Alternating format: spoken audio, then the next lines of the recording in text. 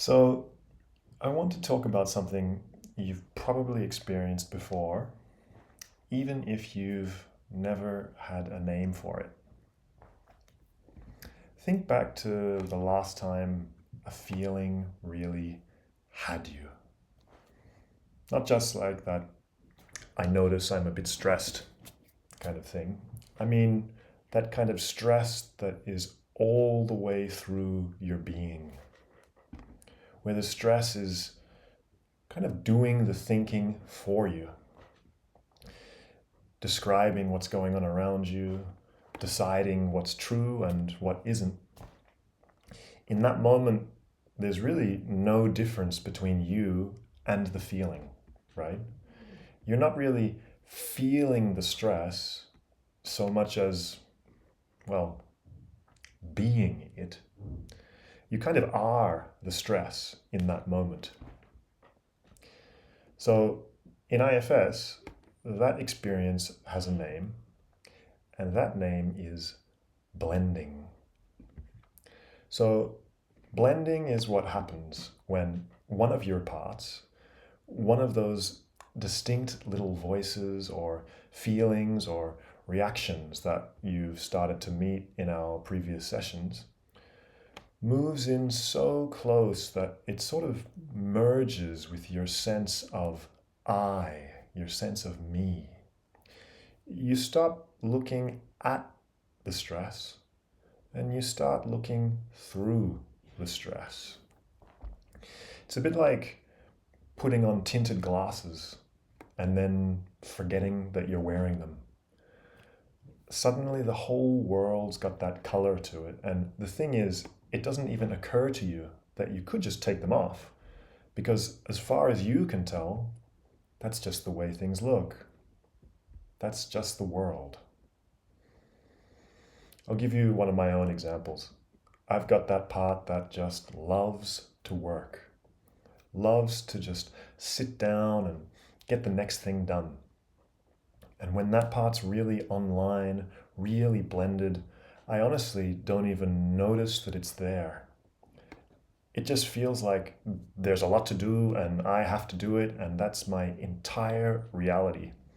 Not just one part of my reality, right? Something important to understand here is that this blending isn't necessarily wrong. We're all blended with something for most of the day. That's just the ordinary way that the parts of us express themselves. So you don't need to feel bad about this. You just want to be able to notice it non-judgmentally, because if you can do that, then there's a second move that comes after. That second move is called unblending. Unblending is actually pretty simple, at least to describe anyway. It just means making some space between you and the part of you, the stress or the worker or whatever else, so that you can be with your feeling instead of being the feeling.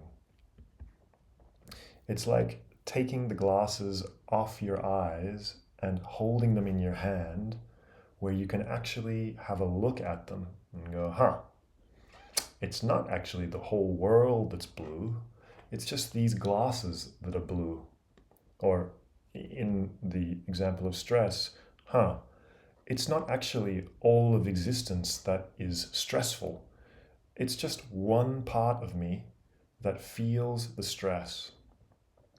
So you get that distance. And with the distance, you can start to get curious about this part of you rather than getting swept up in it. And just notice what unblending isn't, because this is actually one place where people can tend to trip up. It's not pushing the feeling away or numbing the feeling or arguing yourself out of it or analyzing or trying to resolve or anything like that.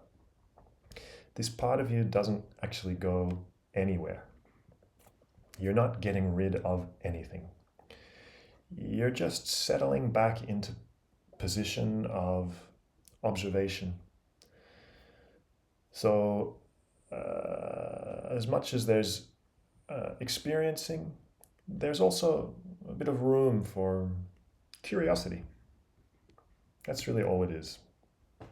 And actually, if you've been following the program already, you've actually already been doing a version of this.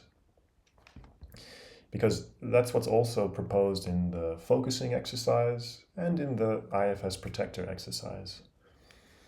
You take a bit of an inventory of what is stirring around inside, and you find that little bit of breathing room where you could name the felt sense and describe it rather than being swallowed up by it. That breathing room, that is unblending. That's the same thing. The small act of setting something at a comfortable sort of arm's length so you can turn and look at it. That's the skill right there. It's like when we worked together in our last session to start connecting to the particular protector part, when you could ask a part of yourself, something like, what are you trying to do?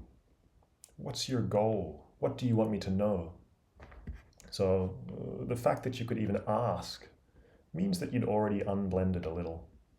If you'd been fully blended, there'd have been no you separate from the experience to ask the questions.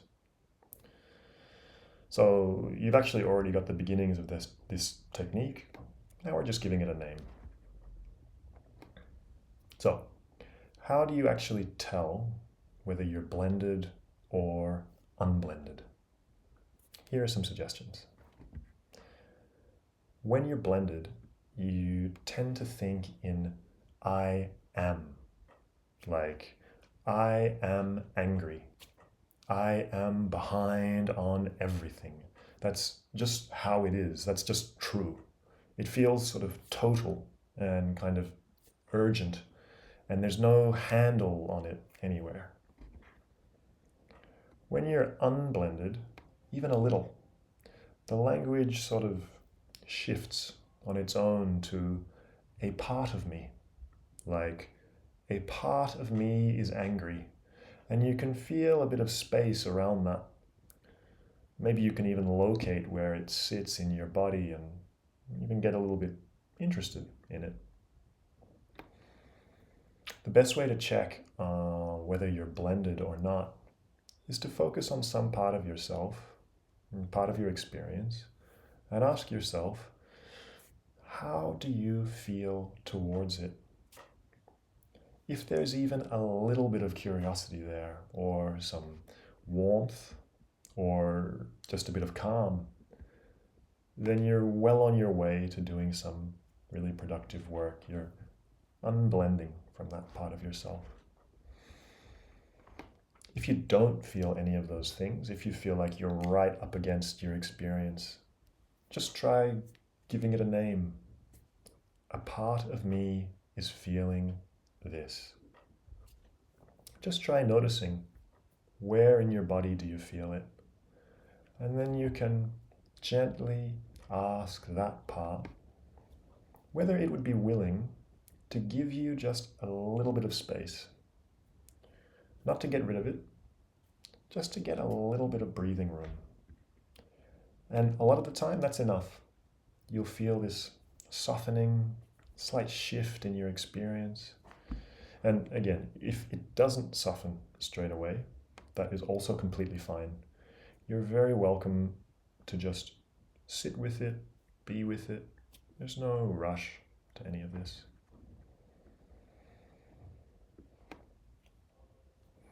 Beneath this video, there's a short guided meditation to help you practice unblending from parts. So you can give that a go before the next session, in which we will start building the parts map together. And the thing to know going in is that each time we turn to look at one of those parts, we'll probably blend with it a little bit, which is completely expected. So the mapping isn't going to be some big heroic effort.